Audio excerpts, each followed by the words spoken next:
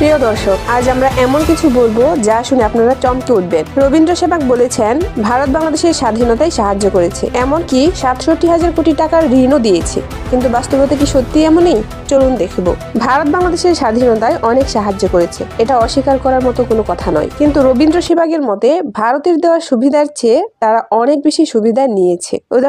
উদাহরণস্বরূপ বলা যায়, প্রতি বছর 120 কোটি টাকা আর খাদ্য সহায়তা। তবে শুধু এটুকুই নয়, বাংলাদেশের কিছু এলাকা দিয়ে ভারতে অর্থনৈতিক সুবিধা নেওয়া হয়েছে। ডিজেল পাইপলাইন, রেলওয়ে স্টেশন ব্যবস্থাপনা, লাইন অফ ক্রেডিট, অর্থাৎ শীর্ষে বসে ভারত সুবিধা নিচ্ছে আর বাংলাদেশ শুধু কিছু সীমিত বিনিয়োগের সুযোগ আর জনসম্পদের সীমিত ব্যবহার। তাই সেবক বলছেন, আমাদের চোখ ও কান হিসেবে ভারত ব্যবহার করা হচ্ছে, কিন্তু আমাদের দেওয়া সুবিধার তুলনায় তারা অনেক বেশি পাচ্ছে। এখন প্রশ্ন হলো, এইসব অর্থনৈতিক লেনদেন কি সত্যিই বাংলাদেশকে উপকার করেছে, নাকি একরকম একপক্ষীয় সুবিধা এসেছে? রবীন্দ্র সেবক আমাদের জানান, ইতিহাসটা ভালোভাবে বোঝা দরকার। আপনারা কি মনে করেন, ভারত সত্যিই বাংলাদেশের উপকার করেছে নাকি বেশি সুবিধা নিয়ে? কমেন্টে লিখে জানান আপনার মতামত।